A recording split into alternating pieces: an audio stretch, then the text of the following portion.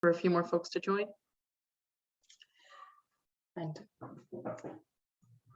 with that, I guess we will get started. So welcome everyone to today's webinar, Breaking Down the Hydrogen Hype, What Investors Need to Know. For those that don't know me, my name is Stephanie Lavallato. I am an Associate Program Director at ICCR, working on our climate and environmental justice work with a focus on just transition issues in the energy utility sector, a sector in which the subject of hydrogen has become quite a popular topic in companies' climate transition plans. But before we dive into those details, we want to go over a few housekeeping notes. The first, which you may have heard if you came on just a moment ago, there's been a slight glitch with the links, so some of you may be joining under a name that is not your own, depending on which link you joined from. So we welcome you to rename yourselves in the participant view so people know who's on this call. Second, we'll be sharing a recording of this webinar with all registrants after the event. And lastly, we'll have time for Q&A at the very end, so please drop your questions in the chat throughout the webinar, and we will be tracking those for later on. During the Q&A portion, we welcome folks to come off of mute. So we encourage you to use the raise hand function for that. But until then, we encourage you to please keep yourselves muted.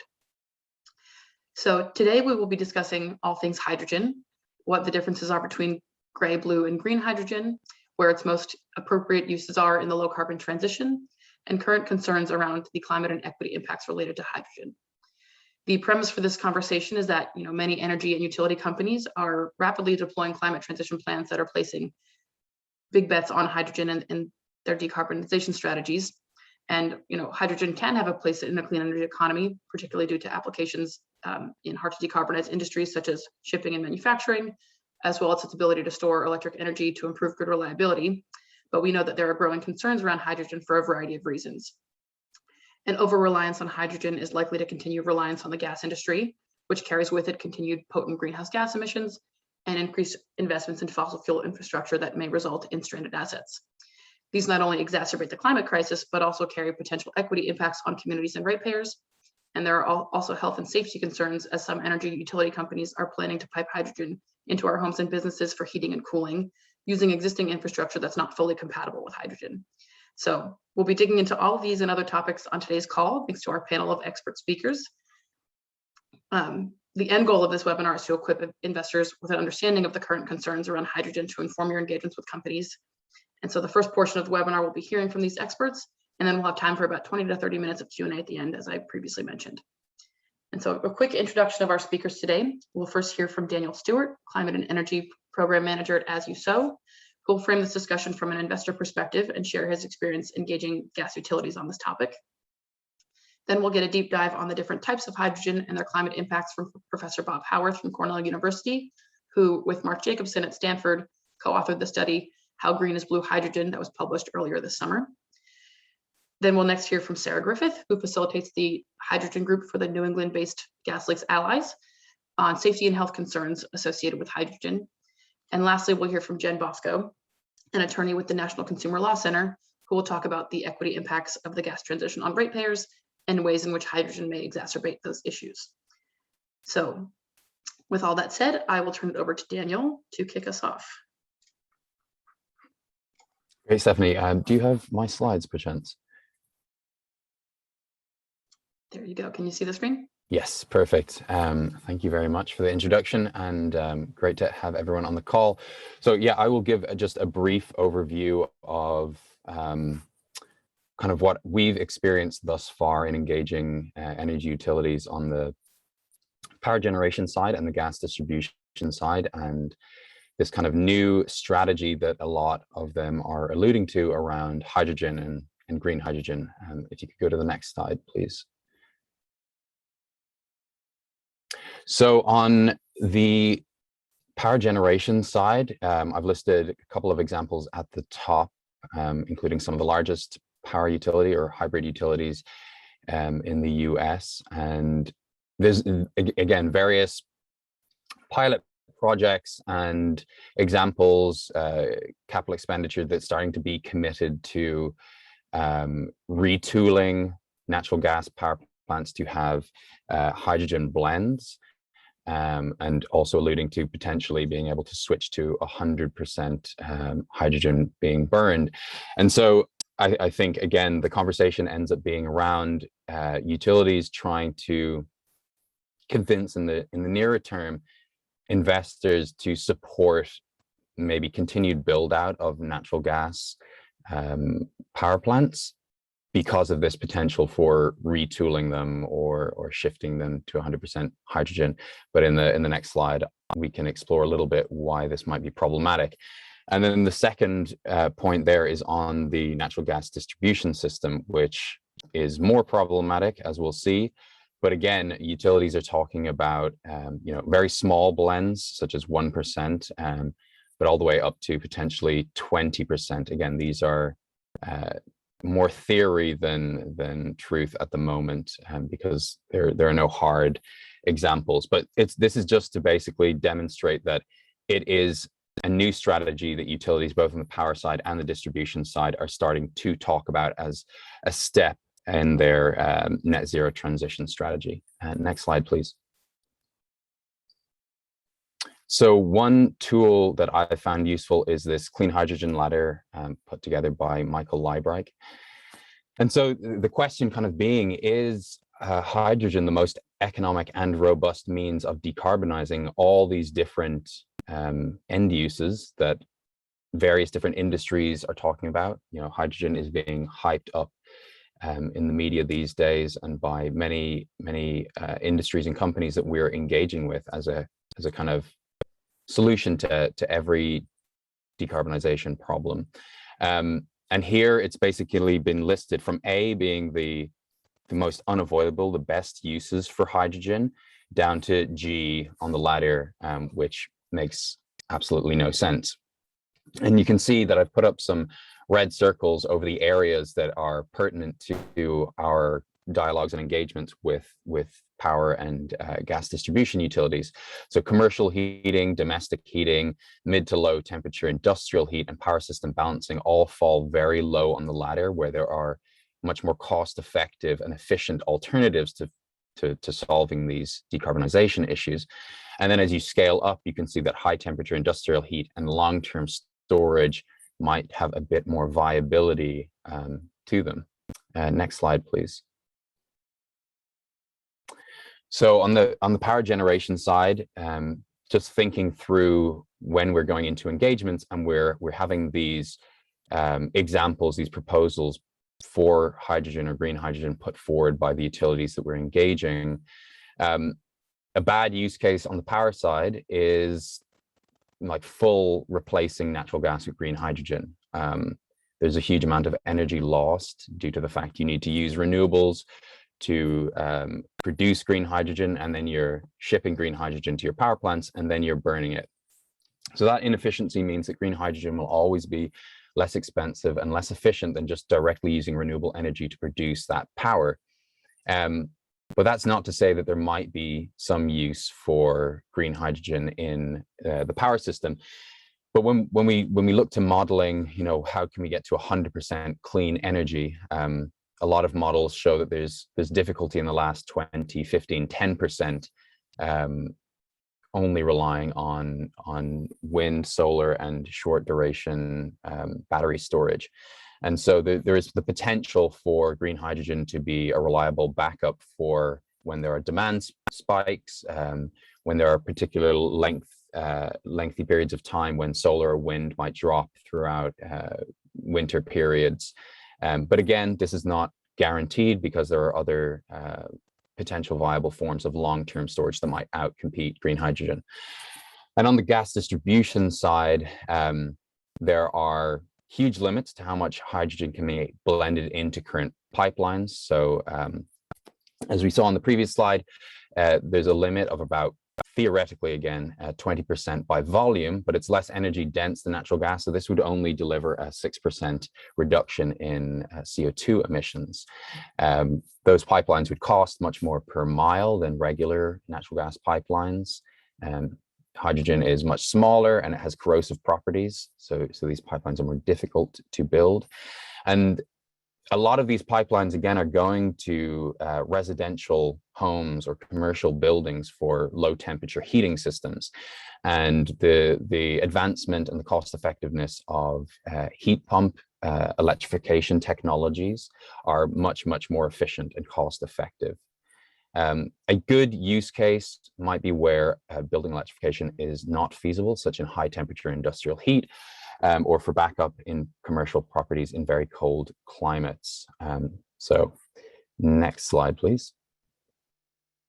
In conclusion, what I'd like for you all to take away from this is that green hydrogen is limited and it's costly in its supply, so therefore it should be prioritized for only the most difficult to electrify sectors where it's abundantly necessary to use it.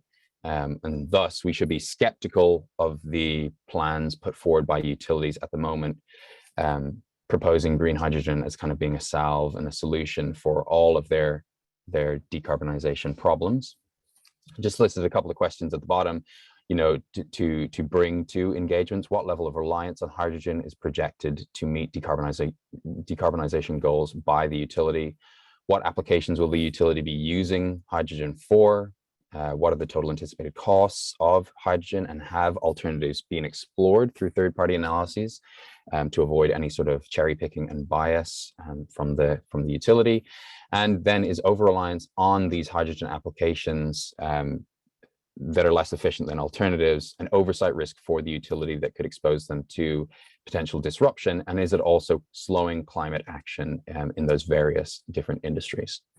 And I believe that is my last slide. Thank you. Thank you, Daniel, for that great context. For the sake of time, we'll move right along to Professor Bob Howarth to give us a deep dive on blue hydrogen, and I will pull up your slides right now. Very good, thank you. It's a great introduction by Daniel. I agree with all of his points. I'll amplify a couple of them, and I wanted to go into a deeper dive on blue hydrogen and its issues with that. So let's go right to the next slide. We'll talk about the multiple colors of hydrogen. And hydrogen is either coming from fossil fuels directly, or it's coming from electricity with electrolysis of water going to hydrogen and oxygen. And industry uses this terminology of colors. So we have, if you make hydrogen from coal, it's called brown hydrogen. I'm not going to say much more about that. It's not a great idea, as you can imagine. Gray hydrogen is when industry makes hydrogen from natural gas. Blue hydrogen, which is mostly what I'm going to talk about now, is a new concept. It's the same as gray hydrogen, except with carbon dioxide capture and storage. And then green hydrogen is electrolysis generated electricity, but only if it's 100% renewable electricity. And of course, industry can make hydrogen with fossil fuel-based electricity as well. They don't currently, because it's just not cost competitive with simply making it from coal or natural gas directly, the brown or gray. Next slide. And Daniel's addressed this. I'm going to come back to it a little bit at the end. Is there a role for this green hydrogen, the hydrogen just coming from 100% renewable electricity in our energy future? And there are many reasons to think that there are in parts of the economy that are really hard to decarbonize otherwise, such as jet aviation, long distance trucks and trains, and steel manufacturing. And I'll come back to that at the end, but I want to concentrate on blue hydrogen and why that's not such a great idea. Next slide. So today, if you look globally, 96% of the hydrogen that's used by industry is coming from fossil fuels. If you're in North America or Europe, it's virtually all from natural gas. If you're in China or parts of Australia, it's from coal as well. So the natural gas is mostly methane, and methane is the feedstock for this hydrogen production. So the natural gas methane is put under high heat and pressure, a little bit of steam is added to it, and the methane degrades into hydrogen and carbon dioxide. And that's called steam methane reforming, or SMR. There are other ways to make it as well from fossil fuels, but this is how 99.9% of the hydrogen that's made today in the United States is made. Takes heat and pressure to make that, and the natural gas is burned to provide that heat and pressure. So natural gas is both the feedstock and the energy source for it. And again, this is what we call gray hydrogen. Everyone agrees it's got quite high greenhouse gas emissions. And I'll come back to that in a minute. Thank you. Next slide. So blue hydrogen is the same as gray hydrogen, except capturing the carbon dioxide that's made when the methane degrades into hydrogen and carbon dioxide. And it's a new concept. The term first was proposed, as far as we can tell, by Air Liquide, a French gas company, in 2015.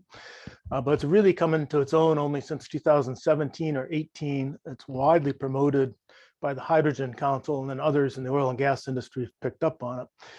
And the Hydrogen Council, for those of you who don't follow this closely, was just established in 2017, originally by British Petroleum, Shell, and Total. There are now other oil and gas companies behind it as well, but it's a complete product from the oil and gas industry, and they were the ones who came up with this high marketing idea of blue hydrogen. So far, there are really only 2 plants that have tried to make blue hydrogen globally, one in Texas and one in Alberta.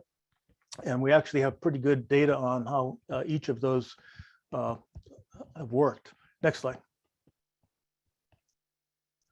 This is a promotional material from the Alberta company, and I won't go through the detail of it here, except just emphasize that they say it's nearly zero emissions.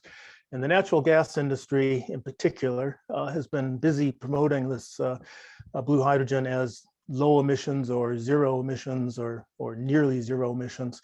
I first heard of this only about 15, 16 months ago. And I sit on a group in New York called the Climate Action Council, which is charged by law with reducing our greenhouse gas emissions by 40% in the next 8 years, among other things.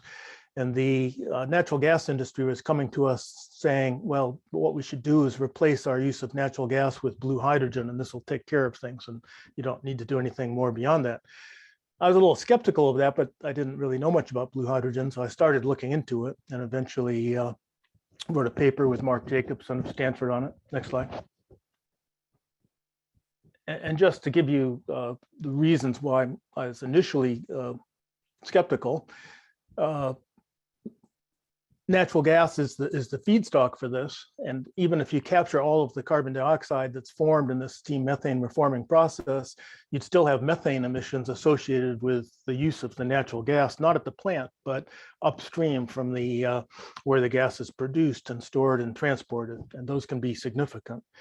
In addition, that steam is coming from burning natural gas, and there's carbon dioxide emissions associated with that, as well as further methane emissions. And the actual process, of course, of capturing the carbon dioxide takes energy, and there could be emissions associated with that as well, including methane. So next slide. So Mark and I sat down seriously last winter and published this paper, which came out in August. And it's as I say, one of the very few peer-reviewed analyses looking at the greenhouse gas footprint of either gray or blue hydrogen. It's actually the only one of 2 blue hydrogen. It's one of about 4 or 5 even on gray hydrogen. And we're the first paper to seriously include methane emissions associated with either blue or gray hydrogen. And you'll see that that's important in a minute. Next slide. So this is a busy table, and I'm just showing you it so you know it's there. These are, we went through in detail the CO2 emissions and the methane emissions associated with the steam methane process. They're at the top, the energy that's needed for this, the energy for powering carbon capture. And then we did this for gray hydrogen. We did it for blue hydrogen as it's been practiced to date, which is only trying to capture the carbon dioxide from the steam methane reforming. They have not even tried so far to capture it from the energy that they combust to drive that. But then the furthest column over, we also say, well, what if industry tried to capture that as well? The next slide, I'll just give you an example. This is still a little busy, but this is an example out of that previous one, just to show you how it works out. And here we're looking at the existing blue hydrogen facilities, the 2 of them, where they have not tried to capture the combustion gases. So we have both carbon dioxide and methane emissions here. The methane, again, are not at the plant, they're upstream from the gas producing regions and all, and we've converted them to their carbon dioxide equivalency. So for the steam methane process itself, they don't capture all the carbon dioxide, they capture a fair amount of it, but not all of it. So there's still 5.8 grams of carbon dioxide per megajoule from that. The methane emissions from that are much larger at 42. The energy that's needed to drive that plant has significant emissions of both CO2 and methane. The energy that's required to capture that carbon is also driven by natural gas, and there are emissions associated with that. And then there's also emissions upstream. It takes energy to produce this natural gas, and so there's CO2 emissions associated with that. And I just want to point out there's a total of 139 there. That doesn't mean anything to you. I'll show you what it means in a minute. But we're being quite conservative because we actually assume that it's possible to permanently store the carbon dioxide that's captured, and that hasn't been demonstrated. Industry hasn't really done that to date. And we also assume it doesn't take energy to move it to there and have that capture work. So we're being quite conservative. Next slide will put it in context. Here's the summary slide of our paper, if you will. So we're looking at comparing the fossil fuels over in the right, natural gas, diesel, and coal. And on the left, gray hydrogen with blue hydrogen, either with or without trying to capture the carbon dioxide that's used from burning the natural gas. The direct carbon dioxide emissions are shown in that yellowish color. And the red color are the methane emissions associated with this converted to carbon dioxide equivalency. And you can see that blue hydrogen is better than gray hydrogen, but not by much. And it's because they're not capturing all of the carbon dioxide. They're only capturing part of the carbon dioxide. And they're using more natural gas to do so, with more methane emissions associated with that, which offsets somewhat the reductions in carbon dioxide. And when you compare the blue hydrogen with fossil fuels, it actually has a larger greenhouse gas footprint than if we were to simply burn either natural gas or coal. So this is not a low emissions fuel at all. It's actually worse than simply using natural gas. Next slide. Now, I want to emphasize this. We knew our paper would be making some in industry unhappy, and so we wrote it in a very straightforward style. It's very transparent. It's got 26 equations in it, and you can follow through and look at each one, and they follow one from another. It's really driven by only very few input parameters, and that's the rate at which methane is emitted upstream from producing and transporting natural gas. It's based on the time frame over which we compare methane as a greenhouse gas to carbon dioxide. It's based on the efficiency of capturing the carbon dioxide in the steam methane reforming process, and it's based on the carbon dioxide captured if you try to capture it from burning the fuels. And we used the best available data across the board for all of these, but we also did a sensitivity analysis so that if you don't like our particular choice of best parameters, you can look at others. Next slide. And I want to walk you through the sensitivity analysis, two of them. So here we're looking at both the amount of methane that's emitted from using natural gas and the time frame over which we compare it. And we're looking at gray hydrogen, the blue hydrogen, and also natural gas, because as we change the assumptions, it also changes the greenhouse gas footprint for natural gas. So the baseline analysis there is the figure I just showed you under the assumptions we used. We're assuming 3.5% leakage rate for methane. I think that's a really robust number. There are actually there's a new paper that's come out since our paper suggesting we're maybe a little low even. And we're looking at methane compared to CO2 using a 20-year time period, and what the IPCC report is telling us is a good value for comparing there. So that's what I've shown you. The worst case in our scenario here is a higher methane emission rate, up to 4.3, which is entirely possible within the range of data presented. And we're using still a 20-year time period, but using literature which says it's worse than the IPCC said. And so, of course, all of these greenhouse gas footprints go up. Natural gas, gray hydrogen, blue hydrogen, the fundamental point is the same. Blue hydrogen is not much better than gray hydrogen. It's still worse than natural gas. And then the best case scenario is we're assuming only 1.54% of the natural gas that's produced is emitted as methane. And that's the lowest possible number that I think the literature can possibly support. And we're comparing methane to carbon dioxide over a 100-year time period instead of a 20-year time period. And that severely underestimates the role of methane in global warming. A lot of people have thought so for quite some time, but the Intergovernmental Panel on Climate Change came out with their most recent global synthesis just after our paper was published in August, and they very strongly affirm that the 20-year time period is probably a better time period. But anyway, if we use the 100, this is sort of the best case you can put on blue hydrogen. And the blue hydrogen still has a significant greenhouse gas footprint. In this case, it's not necessarily worse than natural gas, but it's no better than natural gas, and still isn't that much better than gray hydrogen. Next slide. And the other sensitivity analysis we did was looking at what the carbon dioxide capture rates are, both from the steam methane reforming, which is somewhat easier than from burning a fuel, because when you're burning a fuel, the gas is moving in the exhaust very quickly. It's very hot. It's very difficult to capture carbon dioxide. So for our baseline assumptions, we're using a 85% capture for the steam methane reforming. That's based on the 2 plants that have actually been in operation. That's what they did. And for the combustion, we're using a value of 65%. That's based on all available data from combustion sources to date. And it's actually a little optimistic. They haven't really done that well, but if you throw away times when plants are doing a bad job, that's what they do when they're operating well.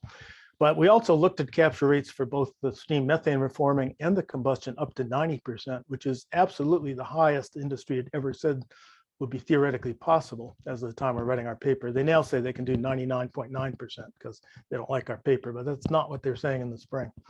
Bottom line is that the total emissions I've shown you there in red, it doesn't matter. Our conclusions are not sensitive to these assumptions, and that's because as the carbon capture rate goes up, it takes more energy to do so, and there's more natural gas associated with powering that and more methane emissions associated with that, which offsets the benefit of the CO2 reduction. Next slide.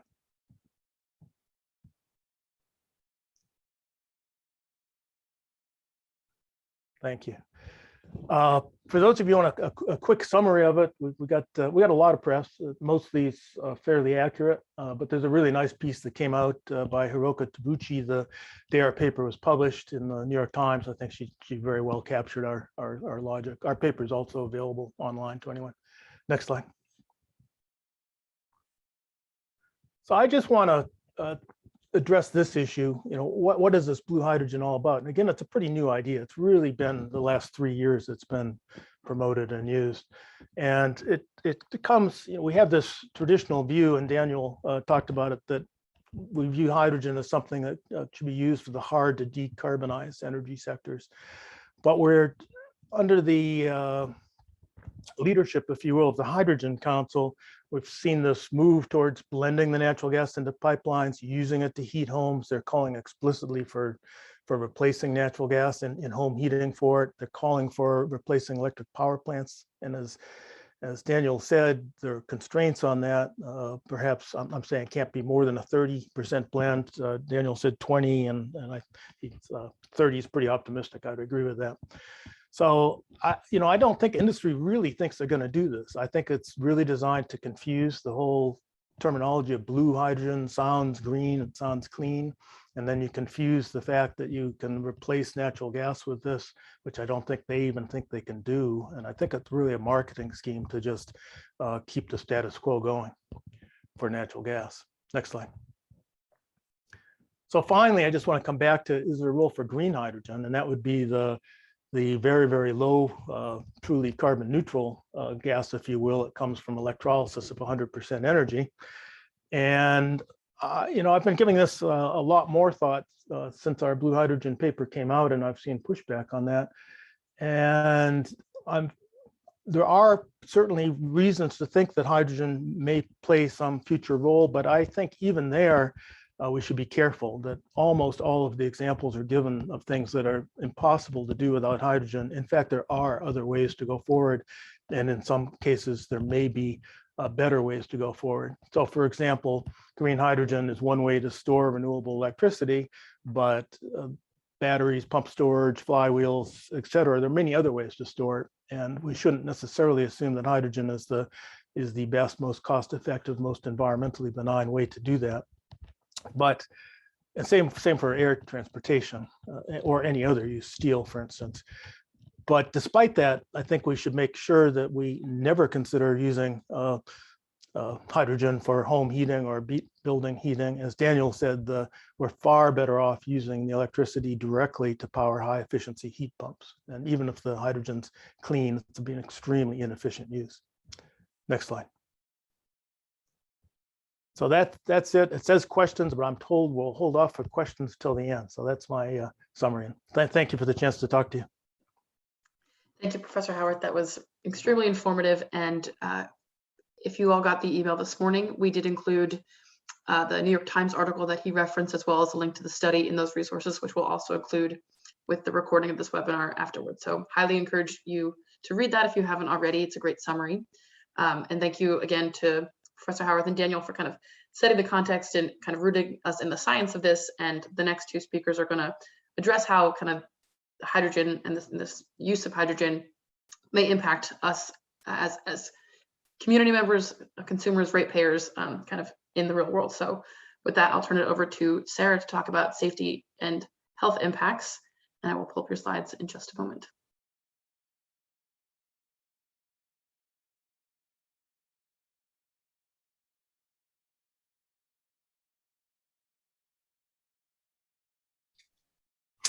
Thanks, Stephanie.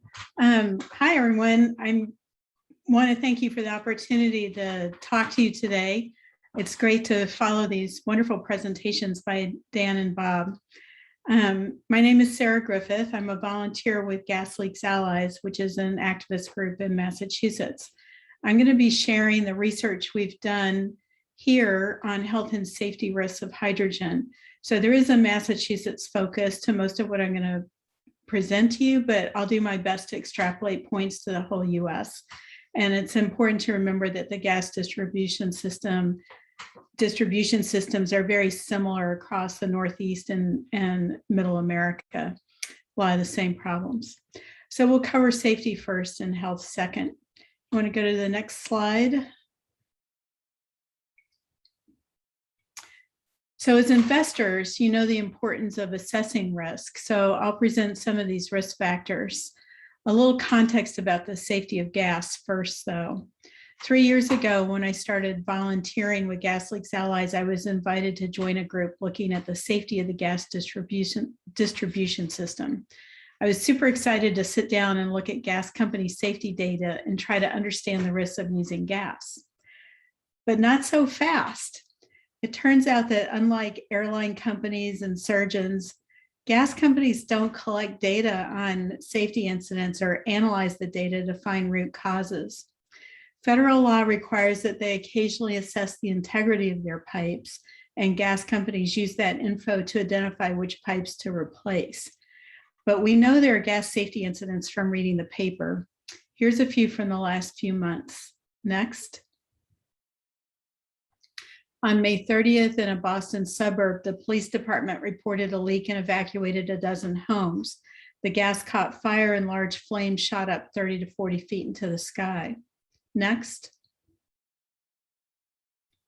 On August 26th, the manhole caught fire and exploded right in Boston, knocking out power for an entire row of businesses. Next. On September 7th, an underground gas line leaked and ignited in a crawl space in a basement, starting a fire and killing a 60-year-old man. Next. There are 1.3 million gas customers in Massachusetts, so I don't want to say that 3 incidents is an unacceptable risk. It's not that high a percentage unless you're the person whose home was destroyed or died from it. The point here is that we don't actually know how many incidents there are. We don't know what caused them, and so we don't have much of a baseline to start from to assess hydrogen safety. We can look to the UK, where there's been more of an effort to study hydrogen. Hy4Heat is a British government program that worked with the gas safety baseline, which they actually have there.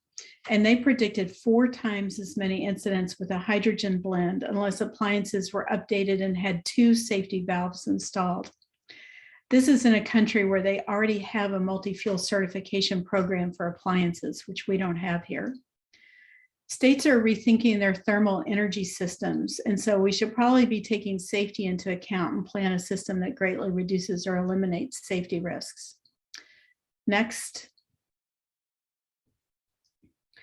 Let's go over how hydrogen burns. Hydrogen burns somewhat hotter than methane by a couple of 100 degrees Kelvin.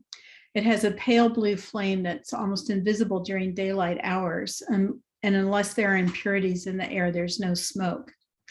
And I'm trying to find out if it would even set off a smoke alarm. It may be possible to add odorants or colorants to hydrogen to make detection easier, but to date, there's no consensus on an additive that would work. Fossil gas ignites in a range from 4 to 15%. Hydrogen is explosive in concentrations from 4 to 75%. So hydrogen is explosive over a much wider range and many more situations than fossil gas. So I want you to take that in. That's a pretty big difference. Hydrogen fires have low radiant heat, so you don't sense the presence of a flame until you're very, very close to it. Hydrogen is lighter than air, so the gas disperses quickly and fires can move upward quickly. Because hydrogen is so explosive, an incident can cause shock waves. Hydrogen is not the same as methane, particularly because of that broad range of explosive concentrations. We have a choice. We can stay with the paradigm of burning stuff to create heat and continue the risky practice of piping explosive gases beneath our streets, or we can rethink this.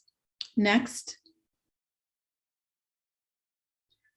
Another thing to consider is that the transmission and distribution infrastructure we currently have isn't really suited to transporting hydrogen. Our current system is porous from wellhead to end use, as evidenced by the amount of measured methane in the atmosphere. And Bob just talked about the upstream emissions, which I was happy to hear him speak about. Based on that data, total supply chain losses in Massachusetts are 3.3 to 4.7%. Hydrogen is a smaller molecule. It leaks more easily. It corrodes bare steel pipe. 12% of the system in Massachusetts is bare steel. In Germany, Fraunhofer, the big consulting company there, uses a leak rate of 8% for hydrogen, about double that of methane. Hydrogen has a third of the energy of methane by volume, so that means that hydrogen needs to travel at a higher pressure, depending on the percentage blend. So what that means is when there is a leak, the hydrogen is going to pour out faster. The last item is that hydrogen and methane don't actually blend that easily. Hydrogen wants to float along on top of the methane. Given hydrogen's greater explosive characteristic, that's not something we want.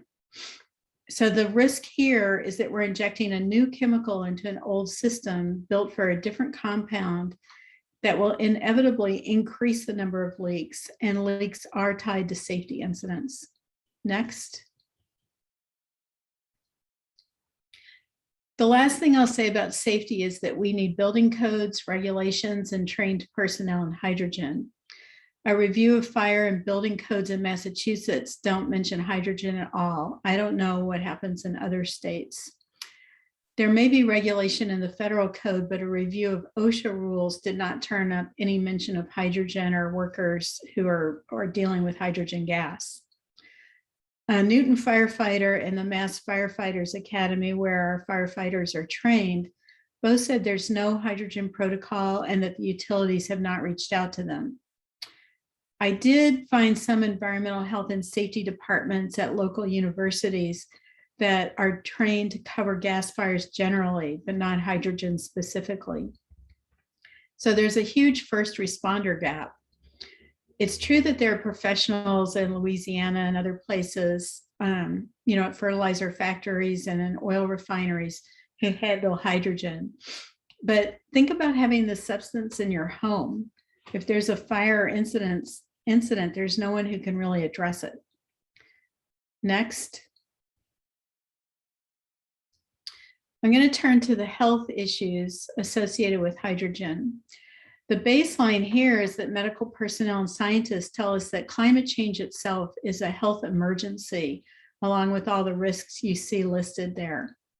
So we're already spending money on and facing risks associated with disaster recovery, early deaths, and hospitalizations. When we add fossil hydrogen to the system, and hydrogen has a global warming potential of 5.8, it is a global warming gas. Or even if we just perpetuate the gas system by adding green hydrogen, we're continuing to make the climate crisis worse. Next. Burning fossil gas creates a gas called nitrogen oxide, or NOx. Probably most of you are familiar with it. European studies have found that burning hydrogen-enriched natural gas in an industrial setting can lead to nitrogen oxide emissions up to 6 times that of methane.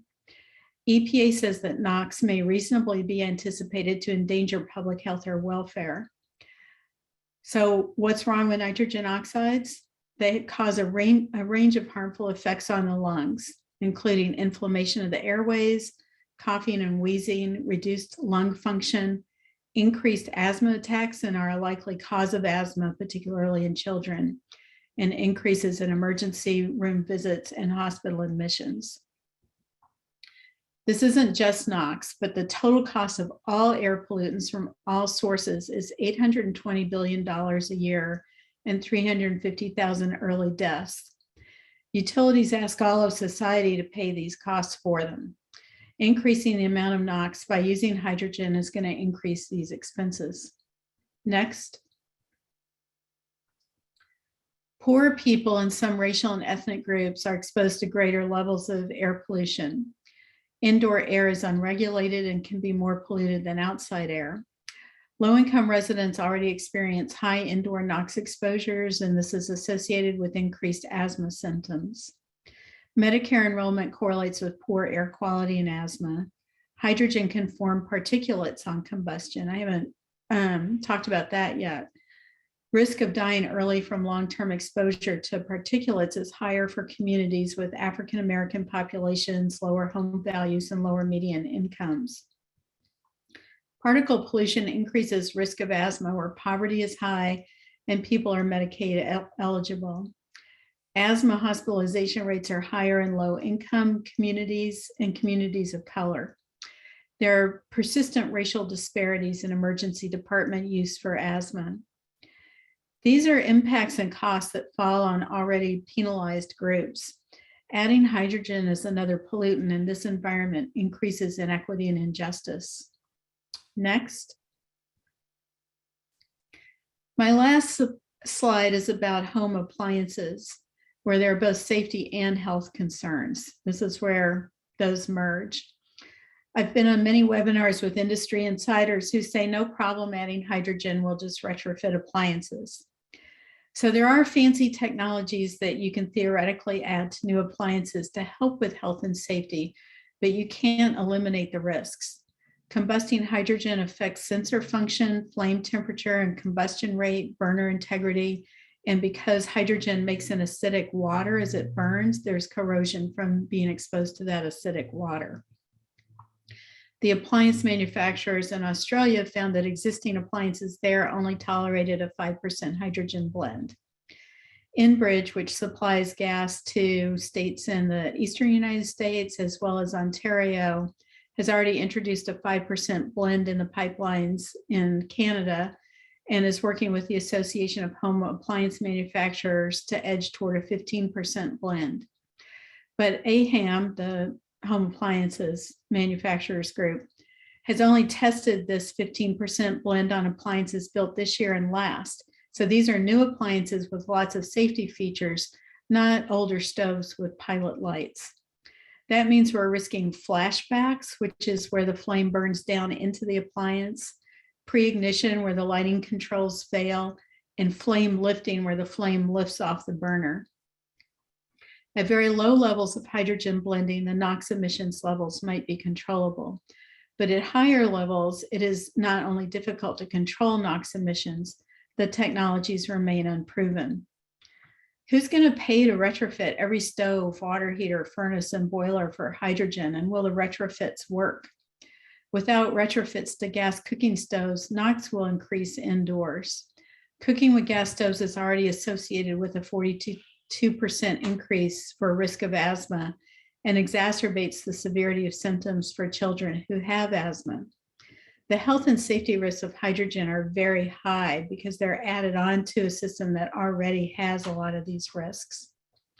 Next.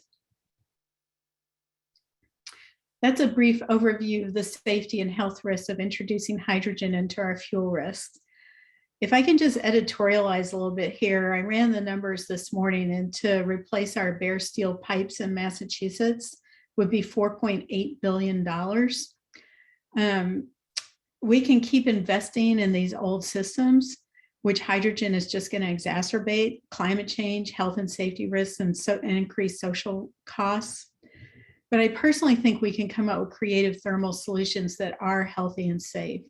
We can let go of the idea that burning gases is the only way to make thermal energy. So I know you have a choice with where you invest your funds. And I think I think it's a great opportunity that we have now for a little creative thinking. Thanks for your time today, and I look forward to hearing your questions and talking with you further. Thank you for that inspirational ending, Sarah, after what was a very sobering presentation on the real safety, health, and thank you for bringing in the environmental justice concerns around hydrogen. For the sake of time, we're going to move right along to Jen's presentation to finish out the presentation portion here to talk about the ratepayer impact. So over to you, Jen. Great. Hi, thanks. And you can go ahead and go to the next slide. My name's Jen Bosco. I'm an attorney at the National Consumer Law Center. This is just a slide about who we are. And we are an advocacy organization that works for economic justice for low-income people in a lot of different areas, including energy and utility issues. Next slide, please. And so I just wanted to talk to you a little bit today about sort of the context that this occurs in with the widespread energy affordability issues that we have in this country. And a lot of people aren't necessarily aware that about a third of households in the United States have trouble paying for or maintaining access to energy and utility service in their households. So at the moment, those problems have been exacerbated by the pandemic, and we've seen utility debt go up considerably among low-income folks. Over the summer, one estimate of the utility debt in this country was at more than 32 billion. Disconnections from utility service since the end of a lot of the utility disconnection moratorium orders that were in place earlier, those have increased significantly.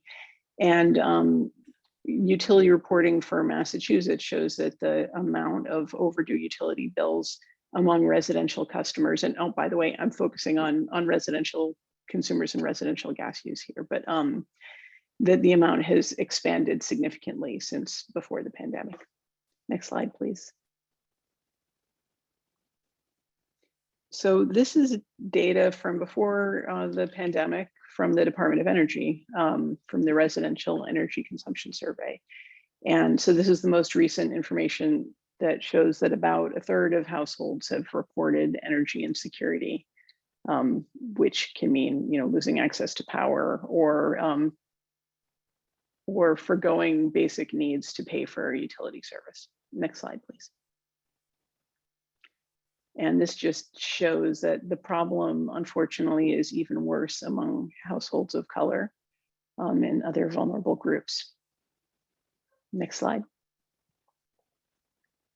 So I just wanted to give a little bit of that background to talk about our concerns at NCLC about the gas transition in general, and about the possibility of residential hydrogen use. And our main concern here is that low-income consumers are the ones who are going to be the least able to afford air source heat pumps and other technologies that would enable them to transition off of the gas system, and that they risk being stranded on the gas system and then disproportionately bearing the costs of upkeep of natural gas infrastructure.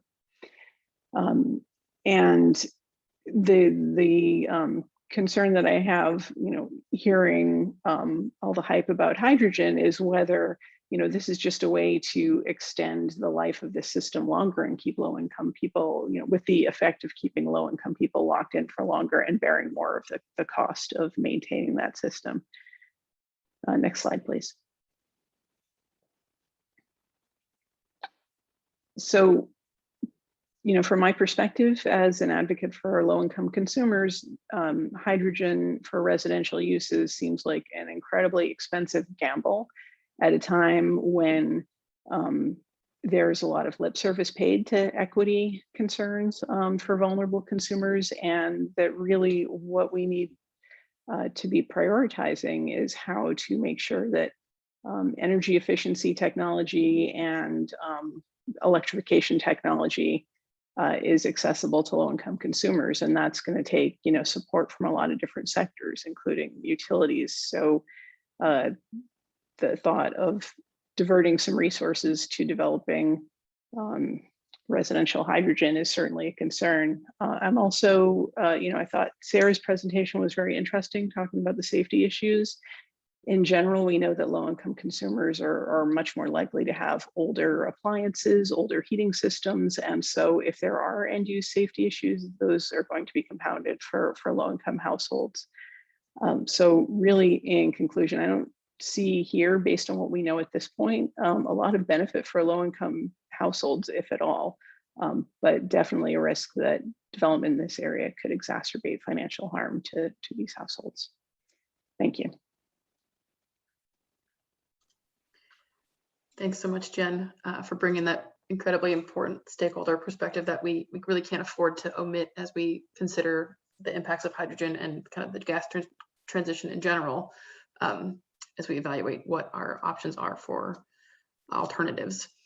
So thank you again to all four of our really amazing speakers this afternoon. We're going to transition to Q&A, but first, we're trying something new with our climate webinars here, where we're going to launch a quick poll to help us understand how these webinars and this information on hydrogen in particular is supporting your work and your understanding of these issues. So there's a quick 4-question yes or no poll that should have just popped up for all of you.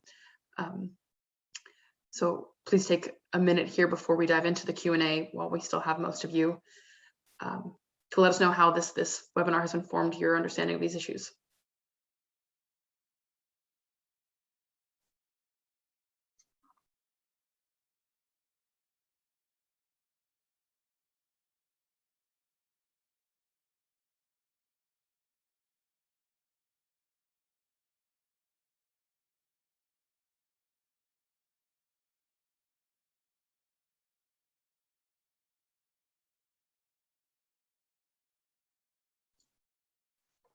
We've got nearly half of folks submitted so far, so we'll give another 30 seconds or so.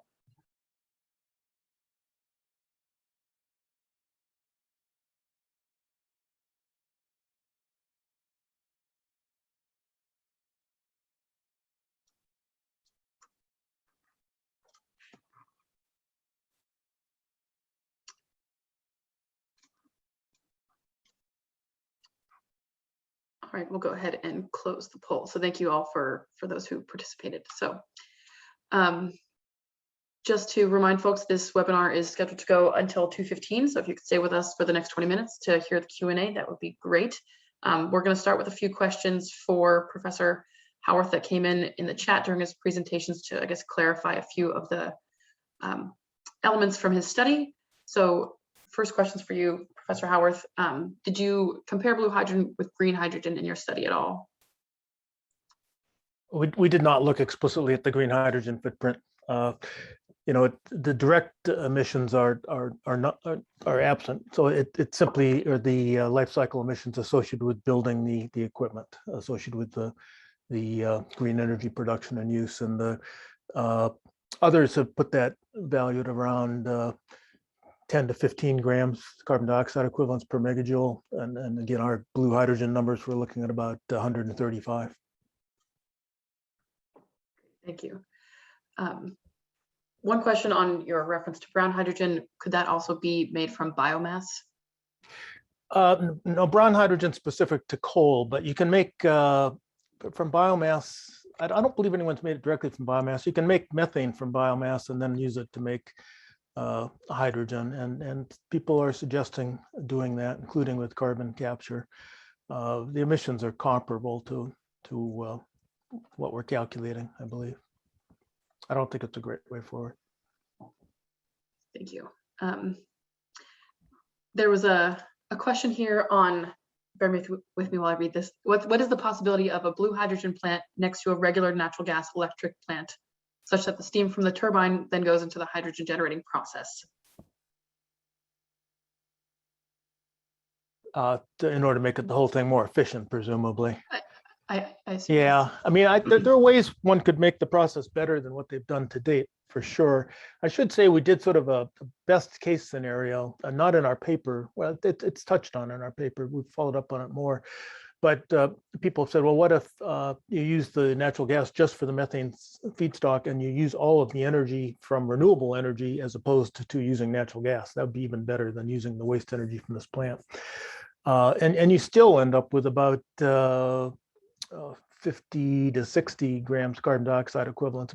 It cuts it in half compared to using the natural gas as the energy source. But it also takes a tremendous amount of renewable electricity to do that. And given that we're trying to move away from fossil fuels, and when we need more and more renewable electricity to do that, we don't want to divert the use of that renewable electricity into any non-essential source. And in fact, if you're going to use the renewable electricity, you could use it directly to generate the hydrogen, and you get about the same amount of hydrogen as if you did the steam methane reforming with the energy coming from the renewable electricity. So there's no reason to get natural gas involved in the mix at all. Right. And there's one last question here on related to the steam methane reforming process.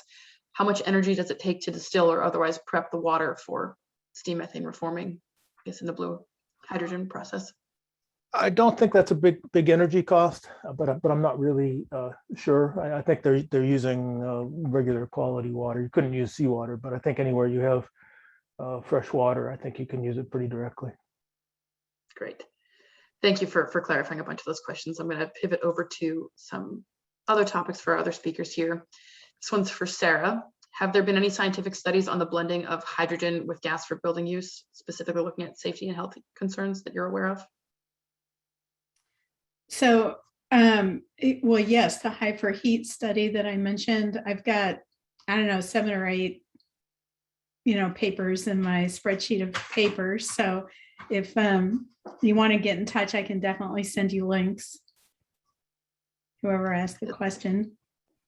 That's great. And perhaps if there's any ones that you think are particularly notable, we can include those in some follow-up resources from this call as well. Okay. One question or comment that came in response to your presentation, Jennifer, Frank Sherman has mentioned that some of the same arguments about low-income households that you made are used as an excuse by utilities to not support electrification. I wonder if you had any reactions or thoughts to that and how to alleviate that. I find that in our work, the arguments, like low-income people are sort of used as a human shield a lot, I think, where our arguments are used in a disingenuous way by all sorts of folks who, are saying, oh, but you can't do X because of the impact on low-income people.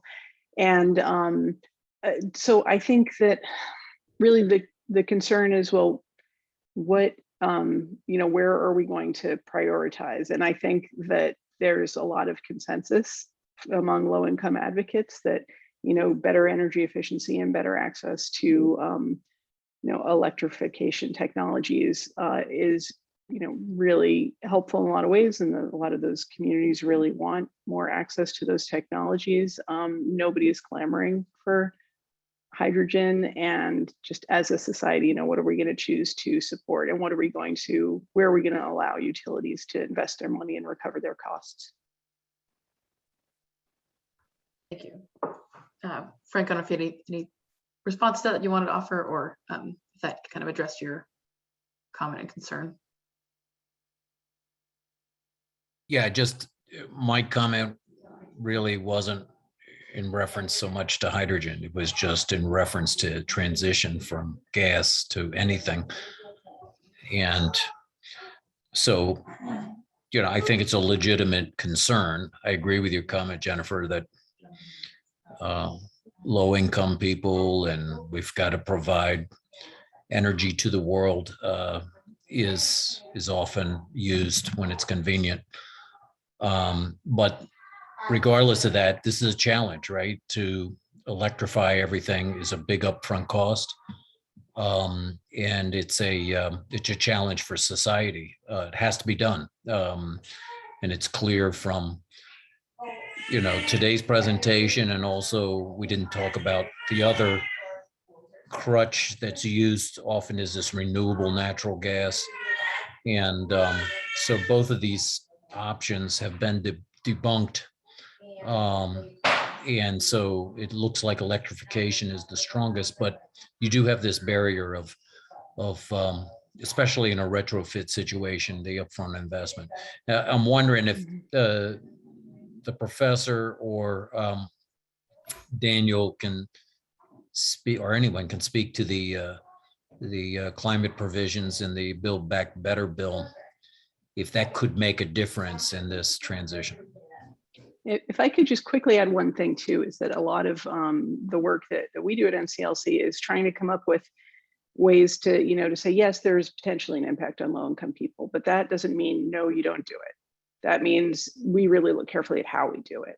And so, I definitely agree. That's got to be our focus, is figuring out how to do it in a way that's going to be the least harmful and the most beneficial for low income people. On your question on the Build Back Better bill, it's a little hard to tell exactly what's in the current version of the bill. I'll step back just a little bit and say in New York, we have the CLCPA, the Community Climate Leadership and Community Protection Act of 2019, which demands that we reduce our greenhouse gas emissions by 40% in the next 8 years. And I'm on the commission that's charged with developing an implementation plan for that. We are proposing to degasify the state and do so pretty rapidly, and hopefully do so in a way that's doesn't hurt the economically disadvantaged. But there are real challenges associated with doing that. We've actually run some cost numbers. We believe it's affordable. We believe it's doable. I know some of the provisions in the Build Back Better bill came from our law in New York, and some of that language was in earlier versions. I'm not sure if it's in the latest version. I was party a week or so ago to some of the back and forth and detailed text around incentive payments for hydrogen. And the current version subsidizes the blue hydrogen. The hydrogen is made from natural gas with carbon capture, not quite as much as green hydrogen, but I and others have been trying to change that language to get it out of there, but I don't think we've been successful. I can speak to the infrastructure bill and hydrogen if that's interesting. I definitely think so. One of the topics that we have discussed internally a lot is how companies are influencing the definition of how clean hydrogen has been defined. And so happy to have that perspective brought in. So go ahead. Sure. So the infrastructure bill defines clean hydrogen as producing only 2 pounds of carbon pollution per pound of hydrogen, or kilogram, whatever unit you want to use. But they're not saying how they're going to measure that 2 kilograms. So if it's, I doubt it's using Bob's more accurate method. They're just throwing that out there. It also establishes 4 hydrogen research and production centers, 2 of which are in methane areas, only one of which is in would be aimed towards producing green hydrogen. So it's pretty clear that the gas distribution lobbyists got in there and wrote legislation that would preserve their business model. Definitely. And I know, Daniel, I don't know if you have any context or experience in your engagements and research to shed further light on how some of these companies have influenced the outputs of these federal legislative packages around hydrogen, but it ties into our work on climate lobbying. And so yeah, any thoughts there? Yeah, sure. Maybe not so much directly, because a lot of the lobbying is still somewhat opaque, but I know that from our engagements with Sempra, which is the largest natural gas distribution company, or it is the parent company of SoCalGas, which is the largest natural gas distribution company in the US, it's very much fighting, and the rest of the industry is looking to it as well as kind of the poster child of what is going to happen. And so it's putting a lot of effort into arguing that RNG, that green hydrogen is kind of the way forward for creating a resilient, robust system that continues to use the infrastructure that is in place with the natural gas distribution system. And therefore, you have this very difficult conversation around the definition of what sort of regulation, what sort of policy is needed to get to, the Paris Agreement goals. So they are arguing that, in fact, lobbying for RNG and for green hydrogen is very much in line with that. Whereas what we see from most other, academics, from consultants and third-party think tanks, is that is not, in fact, the most robust, neither the most cost-effective way of achieving decarbonization on multiple levels. But yeah, in this particular case, mainly for residential and commercial heat needs. Thanks for that context. For the sake of time, I'm going to pivot to some other questions here. Do any of the panelists have thoughts on vehicles, electric vehicles versus hydrogen-powered vehicles, and what might be better for the environment and which are more economically viable?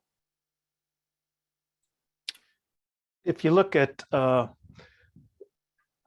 personal vehicles, cars, I mean, the market forces have spoken. 10 years ago, people were saying it might be battery powered cars, it might be hydrogen powered cars, but there are many companies producing and selling electric vehicles. We need to do that, battery powered vehicles.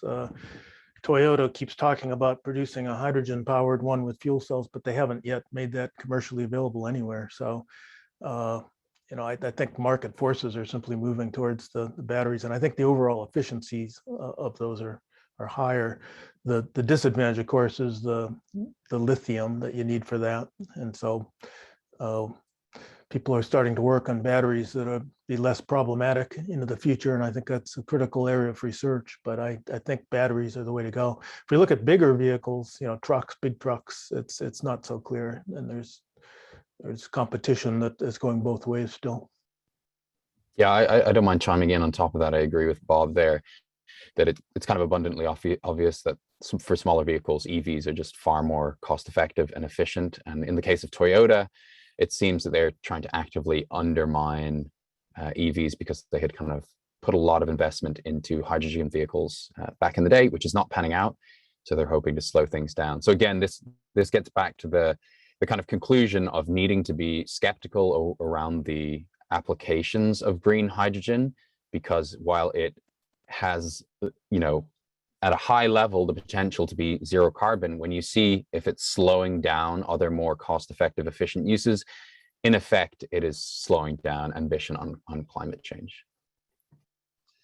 And kind of speaking of that reminds me of your hydrogen ladder slide that you shared in the beginning, Daniel. And there was a question earlier on of, I don't know if anyone would know this, but if that slide, the LIBREC kind of analysis of where the most cost-efficient uses of hydrogen are among the other impacts have been presented to utility regulators in the US. Do you know how far-reaching that kind of diagram or concept has been shared with the regulators? I do not know. I don't believe so. That's definitely an area to look into. Definitely something for consideration, because yeah, I think increasingly this is going to be the case where there's going to be a need to defend at the commission level, where capital expenditure is going to be badly allocated. Yeah. But yeah, that resource was it distilled a lot of kind of some of the cases that were made today. That's a great resource, and we will be sharing this presentation again, so you will have that reference in the recording. One last question that came through the chat that we see is actually from Christina. So the context she gave was us at ICCR. We've been working with many of our colleagues at the Gas Lakes Allies on the use of geothermal as an alternative, a sustainable alternative to gas and the gas hydrogen combo for heating and cooling buildings. So Professor Howarth, are you aware of any studies that compared geothermal or other thermal sources of energy? Well, presumably, I presume she means ground source heat pumps. Geothermal is ambiguous. They're kind of heat source microgrids. Yeah, so they were extracting heat out of 50 to 55 degree Fahrenheit ground or water, right? No, that's by far the most efficient way to go with heat pumps. We're actually having a debate on the commission I serve on in New York, because we agree we should electrify all of the heating in the state with heat pumps, but the cheapest way, just building by building, if you just look at the building from the standpoint of a homeowner, say, is to go with an air source heat pump. It's about twice as much if you go with a ground source heat pump, maybe 2.5 times as much. But the problem with the air source heat pumps is they're only half as efficient. So we need more renewable electricity statewide, and we can play that into the balance. It's probably okay. But in peak January cold days, the air source heat pump efficiencies fall way off. I'm talking 10 degrees, 0 degrees. And that in New York only happens for about 2 weeks out of the year. But for those 2 weeks, the ground source heat pumps are 5 times more efficient. And if we take the entire state and heat it with air source heat pumps, we actually need to have an electrical capacity that's about 30% greater than if we use ground source heat pumps just to power the system for those 2 weeks. And so, that's a huge expense. So we're debating how to play out the system electric expense versus the individual home expense. And I believe we should be subsidizing the ground source heat pumps, the geothermal pumps, for their efficiency and for the overall benefit to the state to have a lower capacity need. I wouldn't mind chiming in here as well. To build on what Bob was saying, there's also a competition ongoing through the Department of Energy for colder climate heat pumps to have some breakthroughs in that technology to cover some of the more extreme regions, to hopefully not need that backup, which would add further expense. And then in terms of Christina's question, there's that could potentially address space heating, but you still have the issue of needing to electrify for cooking needs and stoves and so on. And so doubling up on different infrastructure might be more efficient and less cost effective. Another consideration to take into account. Thank you both for chiming in on that. We're just down to the last few minutes here. I wanted to open it up for any final questions from the participants. Feel free to come off mute with any final questions for the speakers before we wrap up. Last call. Otherwise, I'll turn to Christina. Yeah, Stephanie, I'd just like to share the results of the poll, because it seems like there's a lot of interest in learning more. So you can see, I think folks learned a lot. It offered new knowledge. Almost everybody who answered was interested in learning more.